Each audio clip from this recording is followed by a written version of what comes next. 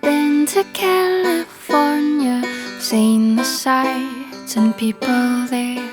I believe we're in Hartford, Connecticut.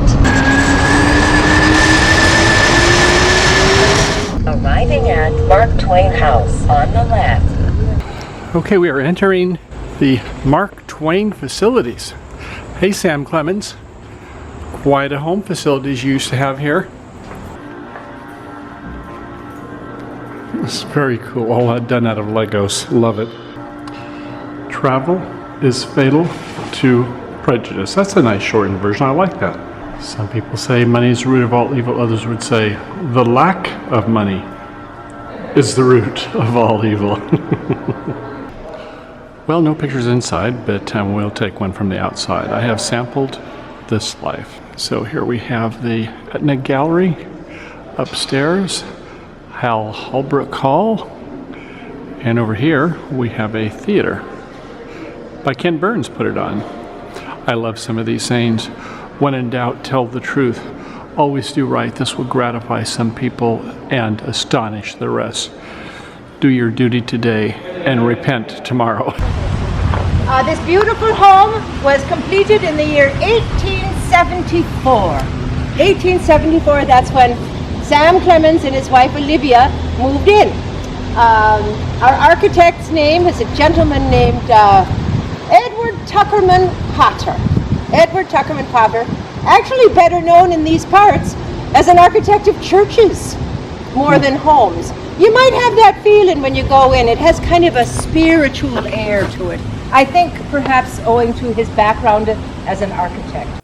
Other than Mark Twain, nary a soul was born and died coincident with Halley's Comet that drops by the Earth once every 75 years. Samuel Clemens grew up in Hannibal, Missouri, where everybody was poor, but nobody knew it.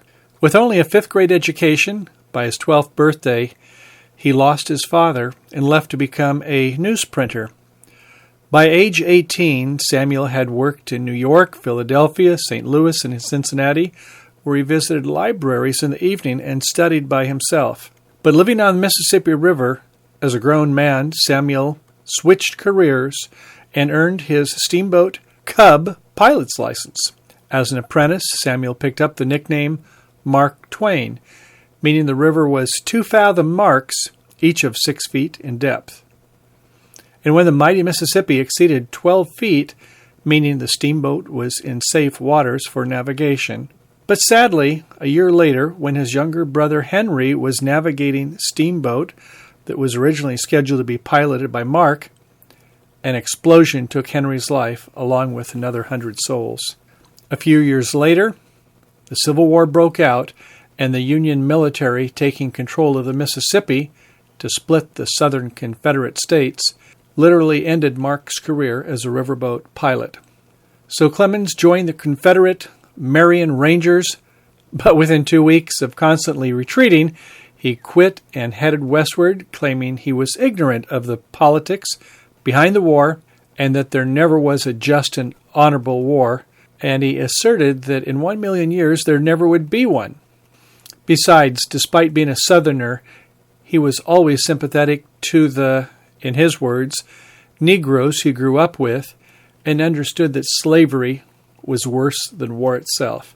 Ditto that on the exploitation of Chinese immigrants, and ultimately he reversed himself on his scorn for the Native American Indians. Always the candid, blunt critic, Twain fingered the corruption of politics, touting, "I can say with pride that we have legislators that bring in a higher price than anywhere else in the world." He also pointed out the evils of the few who controlled the wealth and money, lust, and even went so far as to point out, if Christ were here now, there is one thing he would not be, a Christian.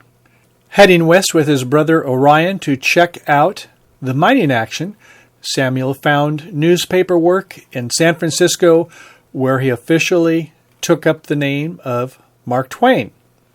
A few years later, Mark headed for the gold country in the Sacramento area around Angel's Camp, where he frequently enjoyed the barroom libations and wrote about the celebrated Frog of Calaveras County, which gained him national recognition to jumpstart his own journalistic career. After joining the Sacramento Union newspaper, he soon spent 4 months, quote, on assignment, end quote, in the Sandwich Islands, that is, Hawaii, where he quickly gained notoriety and coined himself the best-known man of the Pacific Coast. Whatever, his Hawaiian articles were very popular, and many historians cite this as a turning point for his journalistic stardom. Or as Mark would say, first you get the facts, then you can distort them any way you please. Well, whatever.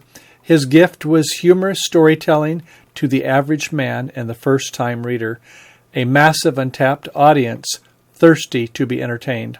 Always loving culture and travel, while cruising in Europe and the Holy Land, Mark wrote Great Pleasure Excursion, his best-selling work during his lifetime and best-selling travel books of all time.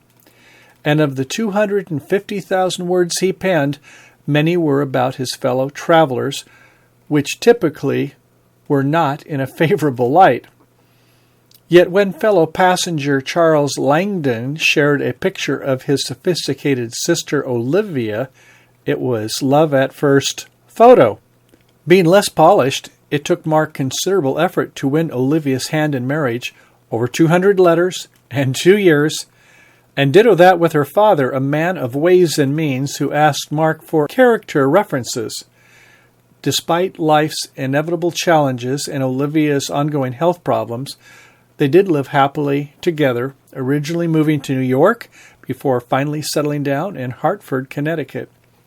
She was his editor and inner critic during their years of marriage, although with Olivia's ongoing health problems, she sadly passed away 34 years after their marriage.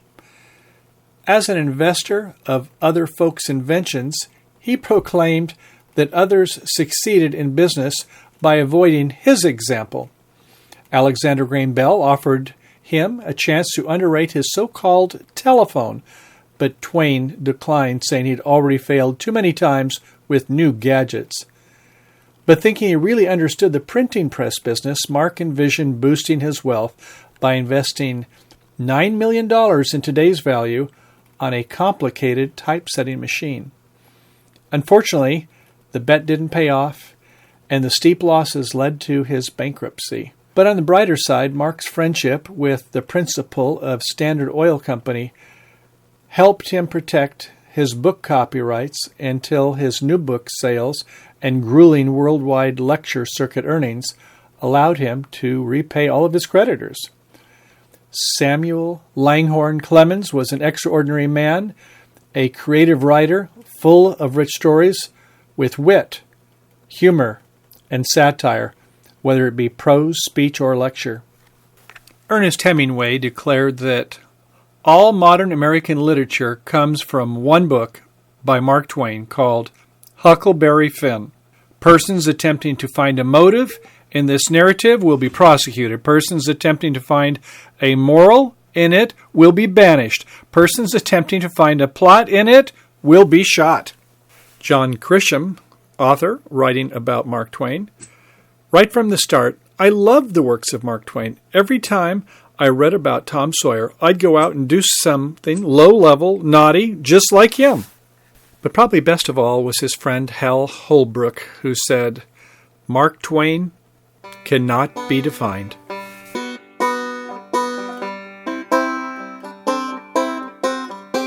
Have you been to California? Seen the sights and people there? Walked the streets of sleepy sea towns, tasted salty ocean air.